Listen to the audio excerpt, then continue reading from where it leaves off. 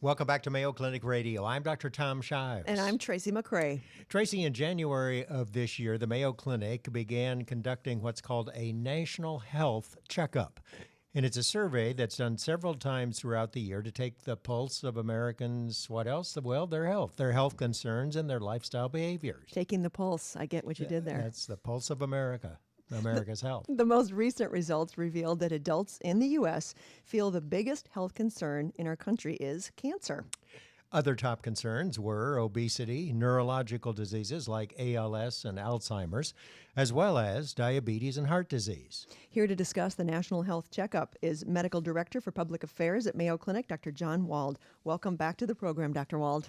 Thank you both. It's terrific to be here. Dr. Wald, nice to have you with us. So why did the Mayo Clinic decide that they would check up on America's health pulse?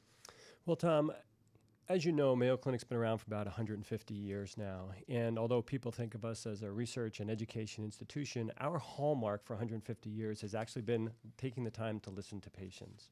As we start to go through changes in healthcare across the U.S., it's never been more important for us to start listening to not just our own patients, but to health consumers in general, to start determining what they know, what they're concerned about, and then partnering with them to really deliver the best forms of medical treatment and education that we can. So how was this survey conducted? How do you go about? Is there just somebody walking around with a clipboard? Well, we've actually advanced our techniques beyond that. Just a touch. And we now reach out to them usually by telephone interview. We reach about 10,000 Americans from all walks of life, all nationalities across the U.S., all regions of the U.S., to sample what their concerns are and what their fears are. And is this something, does Mayo hire someone to do this for them, or are these Mayo employees who are actually doing the interview? We work with an outside firm to help conduct the interviews. And who comes up with the questions? Well, it's a combination of the external consultant and our own group and our own healthcare advisors that come up with the questions. And what, so far, you've been doing this just this year? So this will be the second survey. We started in January 2016. On the first survey, what surprised you the most? Well, I think in the first survey, and it's been reiterated in this survey, how savvy, American health consumers are. Really? And I think we as physicians oftentimes have a very paternalistic approach to our patients, and we, quote, know what's best for them. But I think what we're finding is because of the rapid changes going on in American healthcare today, Americans are studying healthcare. They're finding what their best opportunities are. If you look at insurance products have changed significantly over the last 5 to 10 years and what people have access to. So those health consumers picking those products have to do a deeper dive into what's available for them. What do they want to have covered in these insurance products? And we're seeing some of that savviness come out in their knowledge that they're expressing as part of this survey. Isn't it interesting, though, that as savvy as American health consumers are, they still fear cancer more than heart disease, when in fact heart disease kills the majority of Americans, and it's not cancer. Now, we've done a lot better in cancer, and truly, you know, your chances of developing cancer, if you're a male or a female, it's a little bit more for males, but it's around 38% or so, and half, 20% of males and females die of cancer. But really, the number one killer in this country is heart disease. Well, that is true. But if we look at the survey, 83% of Americans felt like the greatest inroads into treatment have been made in heart disease. And I believe that when we say heart disease, for most Americans, that means heart attack. And there's all kinds of media stories about stents and blood thinners and open heart surgery being done at even your local community hospital for people that have, 4-vessel heart disease. But when it comes to cancer, it touches every family, and it touches every family in a different way. It may be pancreatic cancer in one family, it may be multiple myeloma in another family, and even in forms of cancer, there are different types of cancer. Sure.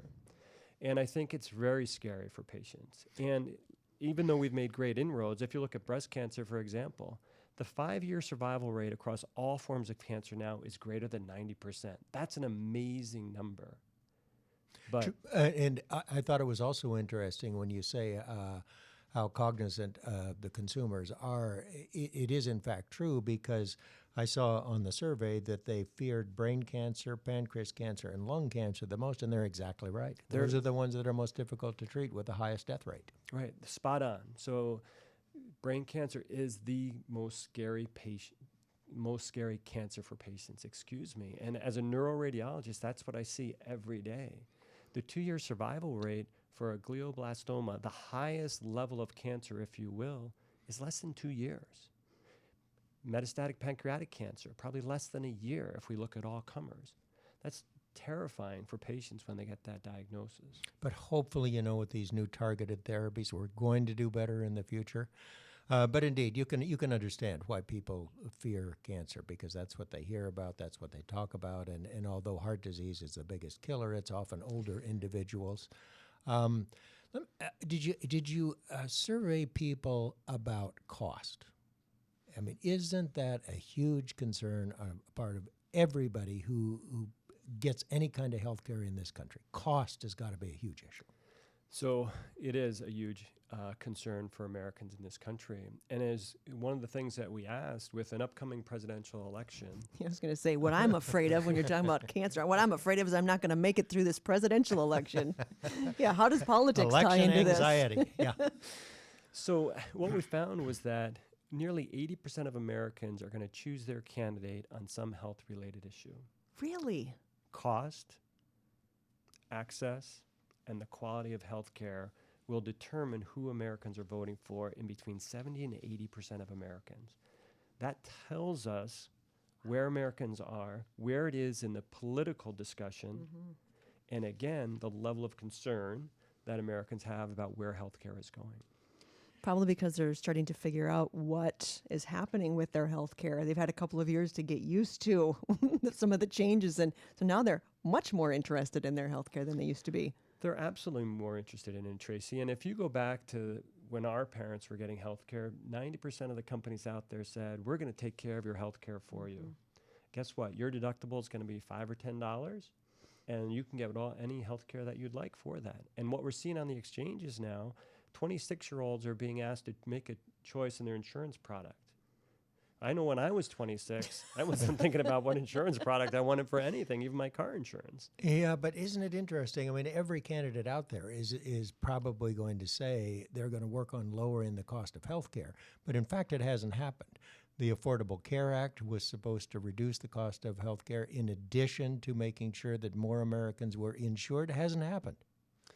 Well, you're right, it hasn't happened. But ultimately, what's going to decrease the cost of health care is keeping Americans healthier. Prevention. Prevention, right? So cancer prevention. There are vaccines out there now that can prevent certain forms of cancer. Cervical cancer can be prevented in most cases by getting the HPV vaccine. Certainly. Yep, but only 40% of women have taken advantage of that vaccine, and less than 10% of men have taken advantage of that vaccine to prevent cancer. Yet, when we ask health consumers in the survey, would they be willing to take a vaccine that prevents cancer? 90% said they would be. Yeah. So that's that education opportunity we have by questioning American health consumers, finding out what they know and where those gaps are. Yeah, I found that it was also interesting in your survey that people thought that we'd made the least progress with the problem of obesity, and they're exactly right, huh? They are exactly right. And obesity is tied to so many different things. Your energy levels, your sleep patterns, heart disease, diabetes. Cancer. Oh. So if we can start to move the dial on obesity, it allows us to move the dial on so many other diseases and decrease the cost. If we decrease the number of times somebody's coming to the hospital for heart disease or cancer, there's an exponential savings in being able to do that. For whatever reason, obesity is a tough nut to crack, isn't it? It is. Our guest is Dr. John Wald. He's Medical Director for Public Affairs at Mayo Clinic. We're talking about the National Health Checkup. Time for a short break. When we come back, we'll cover more results from the survey, news for baby boomers, and about my favorite topic, sleeping.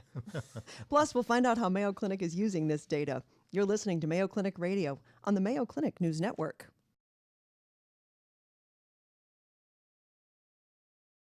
Welcome back to Mayo Clinic Radio. I'm Dr. Tom Shives. And I'm Tracy McCrae. We are back talking with Dr. John Wald, and he is the Medical Director of Public Affairs at Mayo Clinic, and we're talking about the results of the National Health Checkup.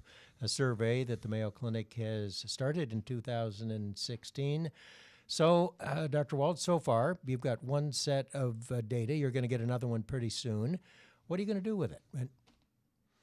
Well, this information allows us to partner with patients and health consumers to try to define the right educational pathways for those health consumers and ultimately the conversations that we need to have with health consumers to decrease their concerns.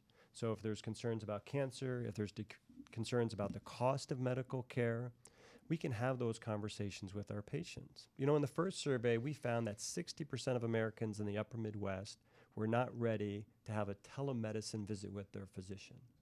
Now, we as an organization believe that's potentially the next big idea. So we can interact with somebody in a rural community to speak with them. They don't have to travel to Mayo Clinic, but they get Mayo Clinic level care. But that bit of information tells us that we can't go boldly forward with that idea until we begin to educate patients one-on-one as we're sitting here together talking about that and the benefits of that, because health consumers don't quite see it yet. Isn't that interesting?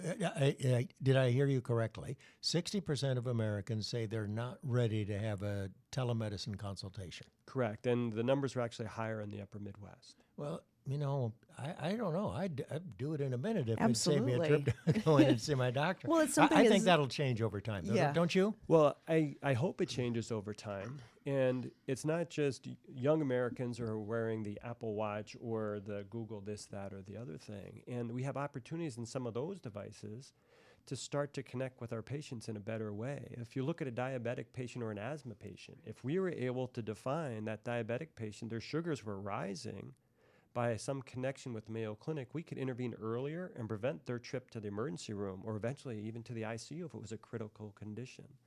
So those are the messages that this actually enhances our ability as an organization, whatever that healthcare organization is, to reach out to health consumers and really improve their lifestyle.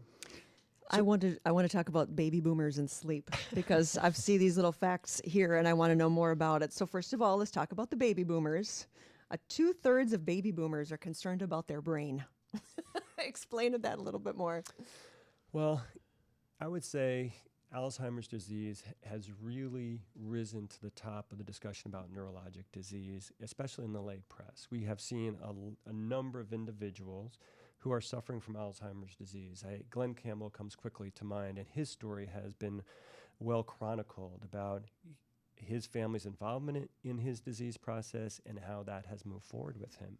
And it's scary. Just like cancer is scary for a lot of Americans, the inability to define where you're going to be when you're 70 or 80 years old from a mental capacity is really scary for not only young people, but even 50% of the Generation Xers are concerned about what their brain health is going to be like moving forward. So I think we have a huge opportunity to continue to invest in Alzheimer's research. We're starting to see a lot of good things come out of the medical research that we're doing about potentially Alzheimer's prevention or treatment. Tom mentioned obesity and exercise. We know that exercise is just one of those things that can help decrease the risk of Alzheimer's disease in the future.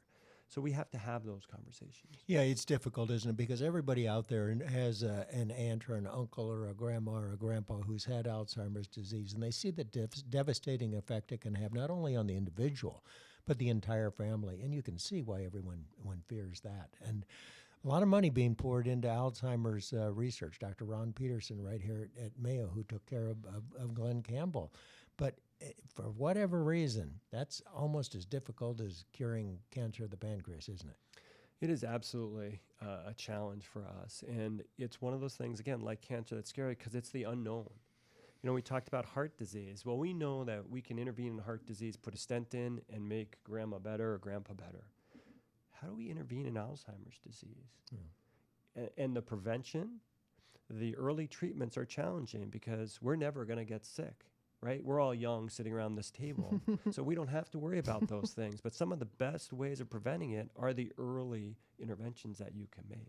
So Tracy's not the only one who isn't sleeping well either, right? I was going to say, can we move along? Because if I were to be elected president, the first thing I'd say is everybody go to bed, because people aren't getting enough sleep. Because you're not going to want to see what happens. Yeah, that's right. Go to sleep. Well, Tracy, it's another one of those areas where we found out that health consumers are spot on in what they know about sleep. They all know 3/4 of Americans said that you need between 7 and 9 hours sleep to be adequately refreshed and start that next day. Less than 50% of them, or 50% of them said they get that amount of sleep less than 50% of the time. Wow. But it's in the first survey back in January, we talked about stress and work-life balance. And it was one of the significant things that American health consumers say affect their lives. Everyone wants to exercise and eat right, but finding the time to eat right in a busy workday, finding the time to exercise in a busy workday, cuts into your sleep and decreases your time that you can sleep and decreases your time with family. So work-life balance is something that we as Americans have to figure out. So basically what this survey is telling you is where are the areas where you need to concentrate your educational efforts on? Is that it? That's exactly it, Tom. And I think that we as an organization have always partnered with our patients. And this allows us, as we move out beyond the walls of our institution, and we have to do that to interact with Americans sooner in their health care, it tells us the areas that we have to have discussions with our patients.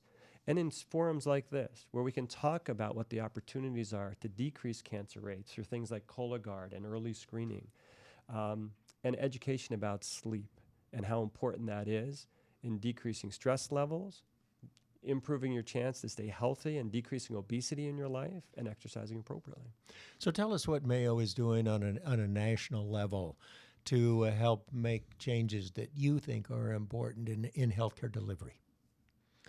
Well, we are very active across the U.S. and actually internationally in having these conversations. Dr. John Noseworthy, our CEO, is placed into forums, and we don't just talk about the governance, if you will, of medicine, but we talk about the things that we need to do as healthcare providers to educate our patients and health consumers that make them more informed and healthier Americans. Insurance is one of those things. The Affordable Care Act is basically at this time an insurance product that has offered insurance to all Americans.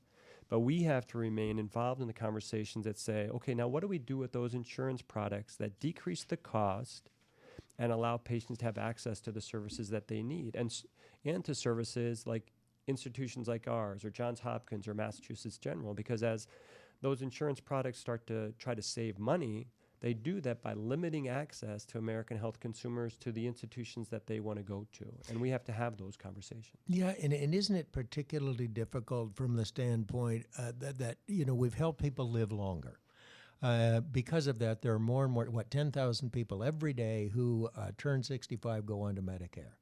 Difficult, because of the Medicare reimbursement, difficult to break even on those patients, yet there are more and more of them every day. Does that concern you? It absolutely concerns us because our goal is to make healthcare accessible and affordable for all Americans. The highest costs of healthcare are in ER visits, ICU stays, and in end of life. And we have to have those conversations. ER visits, ICU stays can be prevented in many cases by prevention and healthier Americans. That's where we can make a difference in the short term. We can talk about governance of it and insurance products, but healthier Americans decrease the overall cost of healthcare. All right, education is important. Good luck to you, and thanks for sharing the results of the survey, and I hope you learn more and more as time goes on. We're all for you. Thank you both. Have a great morning. All right, Dr. John Wald, Medical Director of Public Affairs at Mayo Clinic. Thanks so much for being with us.